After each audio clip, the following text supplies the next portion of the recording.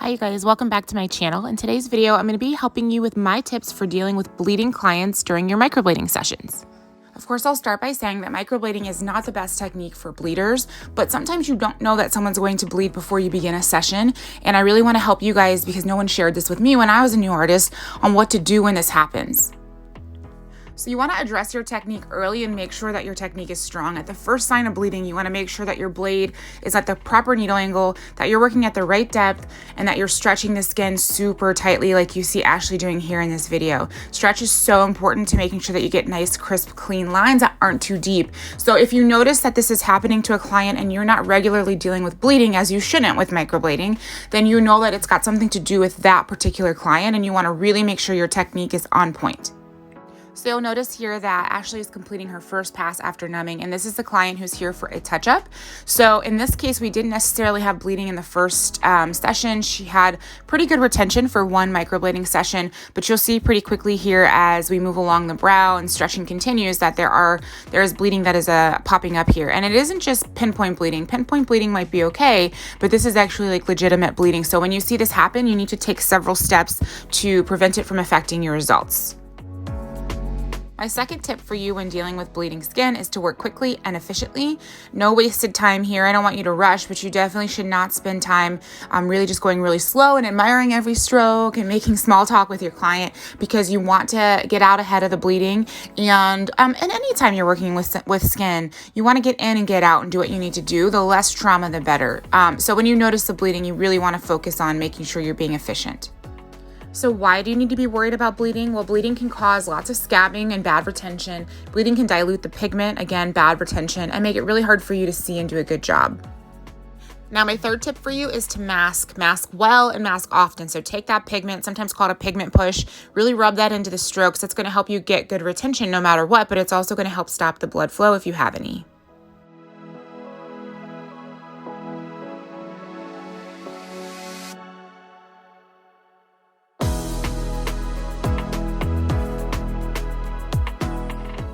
Pass number one is complete. The mask for the first pass is complete and most of the bleeding is completely gone, which is what you want. And now you can go in and do pass two. But first, we're going to prep the skin for this next pass to help stop the bleeding.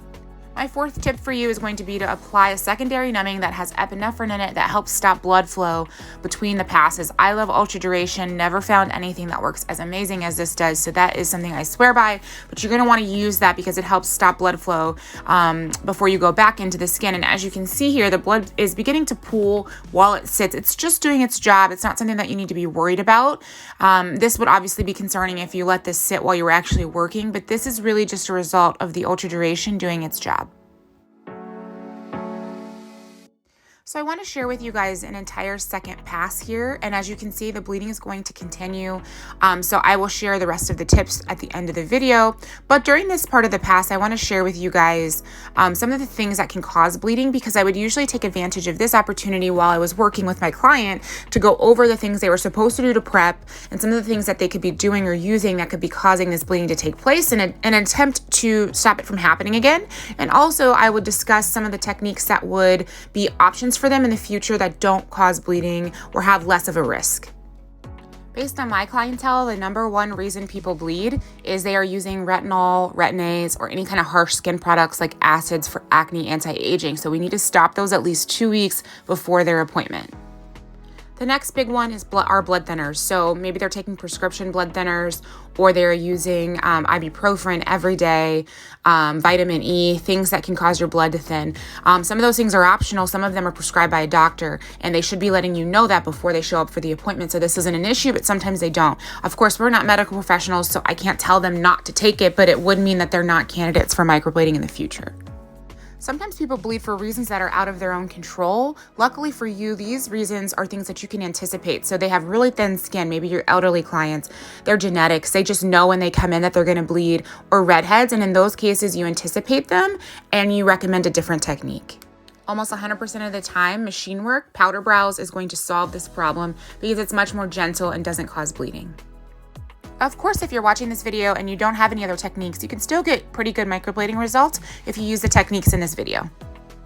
My last tip for you is going to be to blot a lot, like a lot, while you're working on your client, and also you're gonna advise them to blot a lot when they get home. So when people bleed, they're very open, which means they seep a lot of that healing fluid, which is wonderful for healing your body, terrible for scabbing. And we all know what happens with scabs. It looks awful, they pick at them, and then a lot of their retention goes out the window because all of the scabs are taking all the ink with it. So you wanna make sure you're absorbing really well using tissue and massage during your session, during the appointment and at the end. And then you're gonna also have your client blot and keep their brows super clean so that scab does not build up on them. That is it for this video, guys. I hope you enjoyed this video on tips for dealing with bleeding with your microblading clients. If you have any questions, let me know. Don't forget to subscribe. We share tons of videos like this designed to help you be the very best artist you can be. And I look forward to seeing you in the next video.